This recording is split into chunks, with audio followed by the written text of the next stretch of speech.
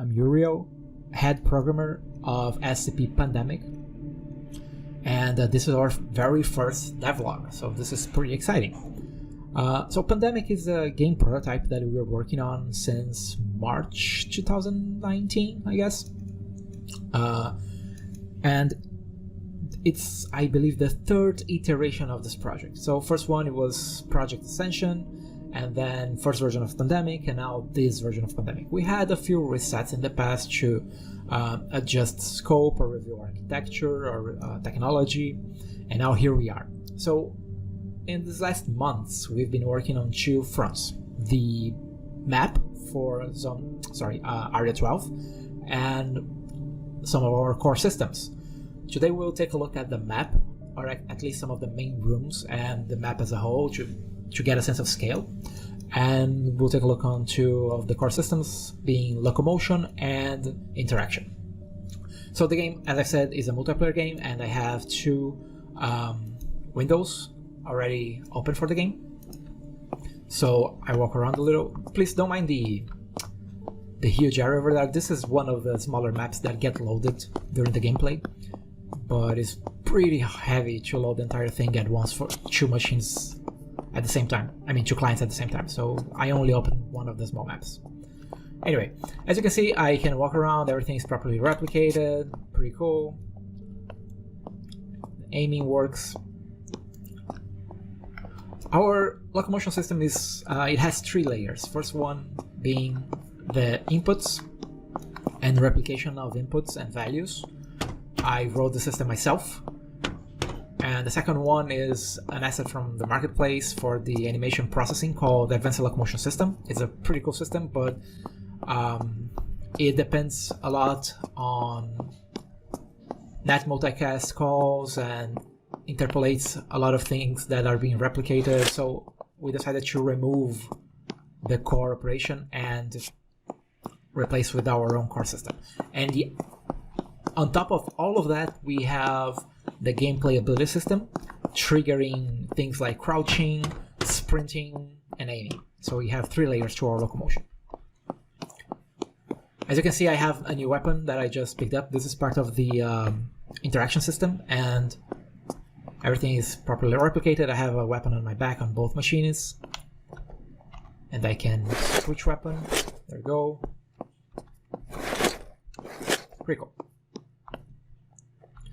Oh, by the way, still about locomotion, I also switched the way we handle footsteps for our own system, so it's responding to the environment and the surfaces that I'm working on, and it also emits noise for AI, and using, of course, the AI perception system from Unreal. So yeah, let's grab the other client and do the same thing, walk around a little bit. I'll talk a little bit more about those systems. So the interaction is also written from scratch. I wrote it myself, and it's also based on C++, same way with core locomotion. All of our core systems are actually based on C++ right now, but they expose everything to blueprints because we want this game, or actually Ascension, which is the big game to be built on top of this. We want it to be very mod friendly, so all of our systems, even though they are written in C++, I'm exposing everything to blueprints, so it's going to be, I hope it's going to be pretty easy to extend and do your own thing while you're modding. So yeah, here I am. Also have my weapon on my back, switching my weapon, all good, switching again. So yeah, pretty nice. Now I will switch to a single player and walk around the map a little and show you how it looks like in some of its main rooms. Okay, so now I have the full map loaded, and as you can see, this is the scale of the whole thing. It's a big map. This is the room we were just in right now, and I will now load in single player so I can navigate the facility and show you some of its main rooms. Okay, this is the water treatment room. Here is where players will start the match. They need to find some initial set of gear in the surrounding areas. This is the first room because this is where the SCP-008 start spreading into the facility, so probably this is the best place to start your investigation. So from here, the next step would be the backup generator, because the facility is on blackout, so you need to figure out how to reestablish power. So let's go over there now. The first room is the backup generator. You have to get here and reestablish power to the facility so you gain access to other areas. Maybe find some side quests, some items. But from here, your next main objective would be the server room, where you can gather intel on what's going on, what happened, what triggered the incident. So let's go over there.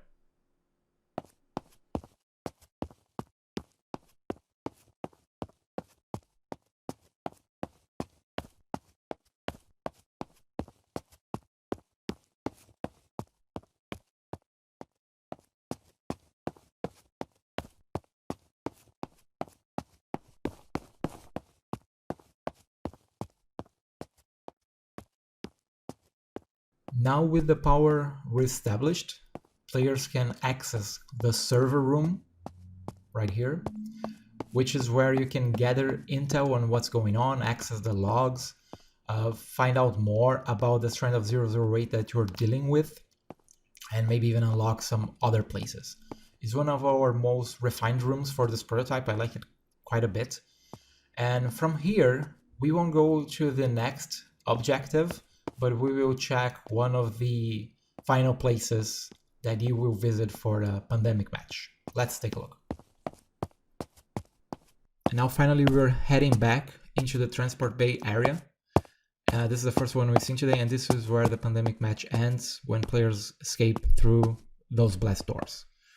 Even though we have more rooms in the map, I think these are the most meaningful ones, so it would be cool to show them first. And that's it for today. Before we wrap this up, special mention, thank you very much for the hard work, guys. Our core team members, Albarni, Pyrel, Bathroom Tile, White Reaper, Vizlox, Blade Kyle, and Cools. Thank you very much, guys. Now, if you want to know more about the project, make sure to follow our social accounts, links below, to join our Discord server, also links below. If you want to know more about what I am doing, both for this project and some other stuff, there's a link to my blog as well. And yeah, the closed alpha will be released by the end of December this year, and then we plan to have an open beta first half of next year, dates to be announced, and we plan to do these devlogs more often, so we'll keep informed on the specific dates and other news for the project. So thank you for the patience. I know it was a long wait, and I hope you enjoyed. I hope you find some answers, and we'll see you next time. Take care.